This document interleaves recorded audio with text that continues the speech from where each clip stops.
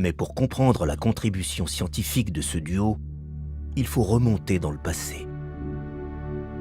Franchir le rideau de fer et se rendre en Hongrie, le pays natal de Katalin Karikó.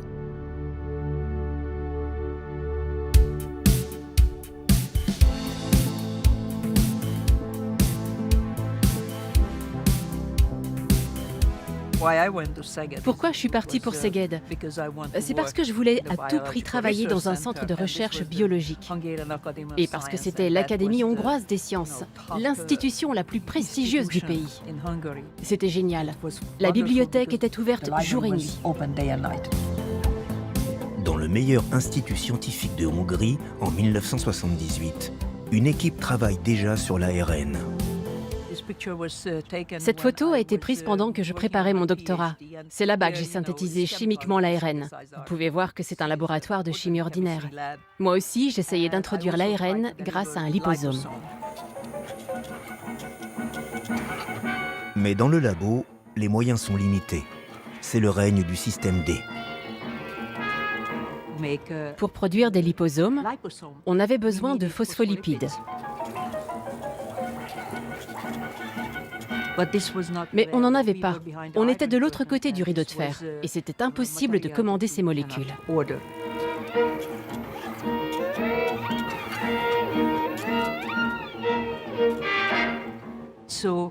En feuilletant des manuels de sciences, nous avons découvert comment isoler des phospholipides à partir d'une cervelle de vache.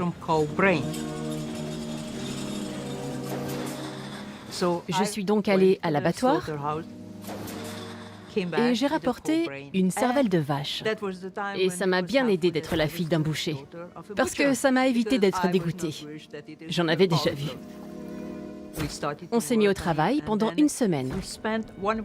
Et enfin, le tout dernier jour, on a obtenu une fraction de phospholipides. C'était vraiment crucial pour nous. Ça nous a permis de commencer à obtenir et à générer des liposomes. Nous sommes 6 ans avant la chute du mur de Berlin. L'économie du bloc de l'Est vacille. L'argent manque dans les laboratoires.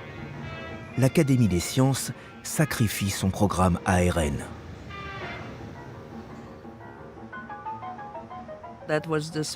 Ça a été une journée très triste.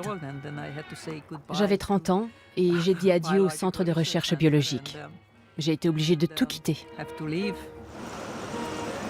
Pour poursuivre ses recherches, Katalin Karikó postule dans une multitude de laboratoires à l'Est comme à l'Ouest. Après des mois, la chance lui sourit. Elle reçoit enfin la promesse d'embauche d'une université américaine. L'administration l'autorise à franchir le rideau de fer avec sa fille et son mari. On n'avait pas le droit de sortir plus de $100 du pays. Mais on avait besoin de plus que ça. Alors, on a vendu la voiture russe qu'on avait en Hongrie. Ça, c'est une photo de ma fille, qui avait à peu près 2 ans à l'époque. Elle avait un ours en peluche. Alors, j'ai opéré l'ours et j'ai caché l'argent à l'intérieur.